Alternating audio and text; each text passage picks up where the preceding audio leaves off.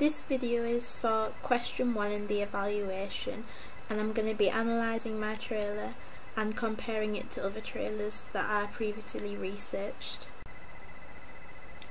My trailer opens with two film logos which fade into each other and are only on for a short period of time. I designed these before we started creating the blog, and I used them to start my film trailer.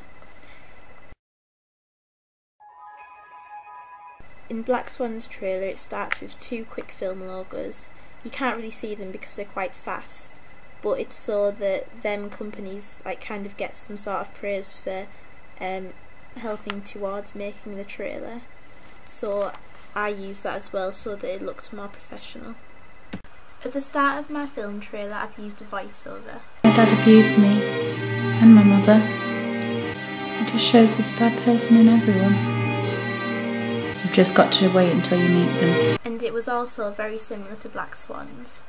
I had the craziest dream last night about a girl who was turned into a swan, but her prince falls for the wrong girl and she kills herself. I think it was a really good idea to put a voiceover in, because even though, as well as it making it easy for the audience to understand, it also kind of gives a sense of sadness and as if they're telling you this story themselves, so I think it makes a really good effect. On my second clip I used slow motion. I've done this because it creates more dramatic effect, as it does the same on Shutter Island. It also allows you to see any facial expressions in more detail than if it was in normal speed. I also thought that slow motion could represent the idea of her life not moving forward, and because it's about a story of how she used to get abused, I think it kind of represents a good point of how she's kind of stuck in one position and everything around her is kind of just not moving anywhere for her. After that shot I've used a close-up. I've used a few close-ups in my trailer because I think they represent how she's trapped. At the start of my trailer you hear that her dad used to abuse her mother, and he also used to abuse her. And the close-up shows her black eye in more detail, which gives quite a horrible effect, and it's quite sad in a way. So this kind of shows it in more detail. It also plays an important part in the film, because her dad abusing her is a reason why she starts to see this horrible person within herself. So I think it's quite important that I really emphasise what he put them both through. I've then got a shot of her crying.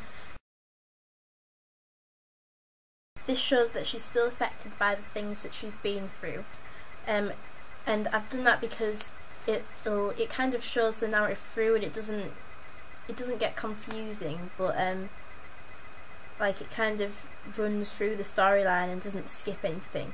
And as you'll notice throughout my trailer, you don't see any clips of the main character smiling, the same as you don't see in Black Swan either, which I think kind of represents its genre of a thriller. You don't normally see people smiling. It also shows darkness throughout the whole trailer, and not really a sign of happiness. And to go with that, you've also got the diegetic sound of her crying, and I've made it quite loud so it really stands out to the audience. It then carries on to the next clip, as do a lot of the voiceovers on Black Swan, so that they really stand out and they kind of tell the narrative as it's going through the trailer, which I think is makes the trailer more professional.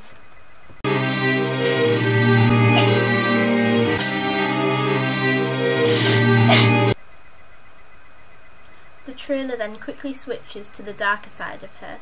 The music then gets more upbeat to show more energy kind of thing, and a change in the character from going from calm to quite sharp music. I've also done the transition by having the voiceover of the mother saying, "My sweet girl." My sweet girl.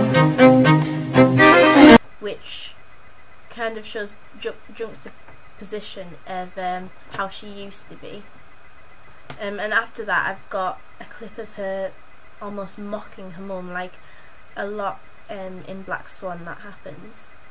And I thought I could use it in my trailer. I actually got it from the film of when she was kind of scared of her mother. She's also wearing all black and her hair's messed up, which symbolises her personality at that point, and it shows a contrast of how she used to have her hair very straight, sometimes tied up in a bun, and I think that shows the contrast quite well. I'm going. She's also on the left, which shows that she's a more dominant person, which she probably wouldn't have been at the start of the film. It then cuts into her walking away from her mum. Poppy! Poppy! This represents her almost walking away from her normal life, and you'll see that her mum's in the background, and it's almost like she's turned into someone totally different and walking away from her past, basically. This kind of shows the narrative, and it's a bit like Black Swans, of how she just forgets about everything that matters, and so it makes her a different person. And by the end of Black Swan's trailer you can tell that she's a different person by the makeup and the clothes she wears and the facial expression she uses. So I think it was a good way of portraying how she's turning into somebody different. From then on you'll notice that the shot duration time decreases, which you'll find typically happens in dramas, horrors and thrillers, because it builds up that kind of tension that something bad's going to happen. I've used quite a lot of shots of her running away from something, like again you see a lot on Black Swan. And what I did is I took one long shot and then cut it into 4 different clips so that it would be in between the other shots I'd taken, so it keeps going back to it. And this can represent how she goes insane and hallucinating that something's behind her, when actually she's just imagining it.